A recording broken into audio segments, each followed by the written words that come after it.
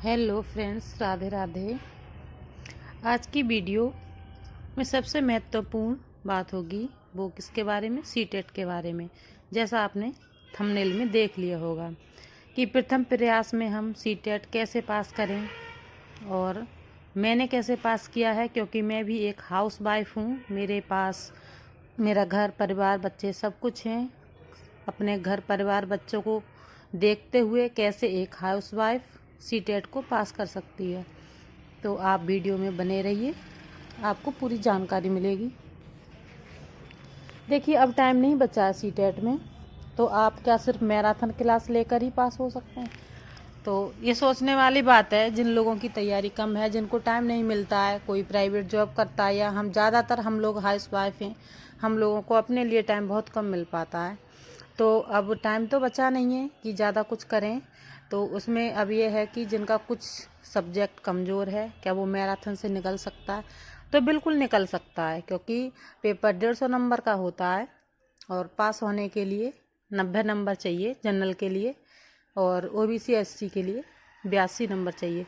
तो बिल्कुल निकल सकता है। बट जो भी मैराथन कोई भी सर करा रहा है, मैम करा रही हैं, वो अच्छे से समझ आना चाहिए, और वो क्या करा रहे हैं आपकी समझ में आ रहा है या नहीं आ रहा है, उसके बारे में ज़रूर देखें। और बिल्कुल हो सकता है, क्योंकि मैंने भी कभी महीने 2 महीने पढ़ाई नहीं कर पाई थी, टाइम नहीं मिलने के कारण। कभी पढ़ लिया, कभी रह गया, कभी पढ़ लिया। तो फिर शुरू के 7-8 दिन में ही मैं मैराथन देखकर ही करती हूँ, क्योंकि मैंने 2 बार निकाल लिया है। दोनों सीटेट भी और यूपी टेट भी, दोनों के दोनों पेपर निकले हुए हैं, फर्स्ट भी सेकंड भी।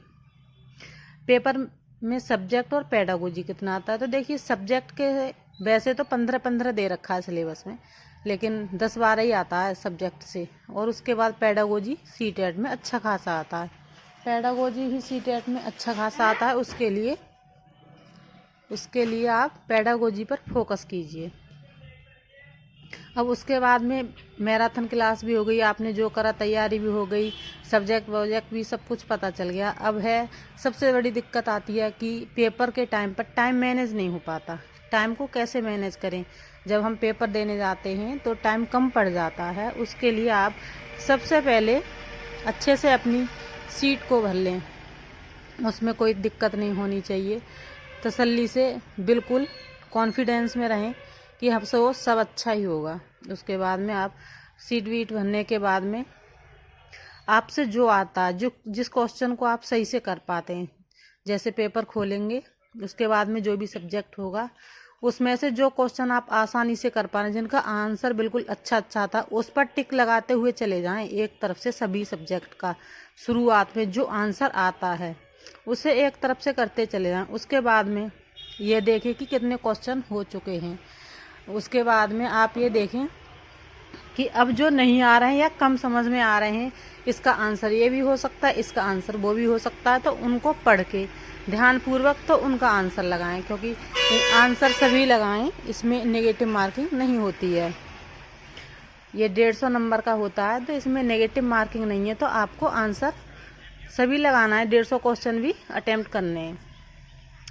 उसके बाद में आपने ये देख लिया कि आपसे कौन सा क्वेश्चन कम आ रहा है या समझ में नहीं आ रहा था, आप उनके लिए कीजिए।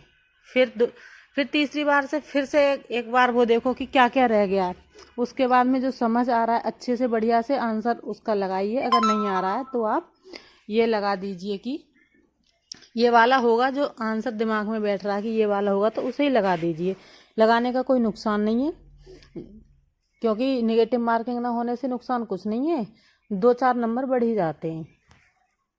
लेकिन हाँ, अभी 1-2 दिन का टाइम है, तो उसमें आप जी जान से मेहनत करिए। चाहे हाउस वाइफ भी हैं, चाहे टाइम नहीं भी मिलता है, तब भी 1-2 दिन तो हम मेहनत को कर सकते हैं अच्छे से। क्योंकि लगातार रातों में जगना, दिन में लगातार काम में लगे रहना, तो ये नहीं हो पाता है। लेकिन 2-3 दिन अपने लिए बिल्कुल एक दिन में 2-2 बार रिवाइज कीजिए, कि मैराथन से फटाक जल्दी से हो जाता है। सारा रिवीजन हो जाएगा, फिर उसके बाद में सब कुछ ठीक होगा और आपका सीटेट बहुत अच्छे नंबर से निकल जाएगा। ये नहीं है कि आप 130, लेकिन हाँ 90 नंबर के आसपास बिल्कुल चला जाएगा, क्योंकि 90 नंबर से ज़्यादा का भी कोई मतलब नहीं है, इसकी मेरिट नहीं लगती है। तो आप टेंशन फ्री एग्ज़ाम देने जाएं और ऐसी जानकारी के लिए चैनल को सब्सक्राइब करें, वीडियो को लाइक करें। राधे राधे।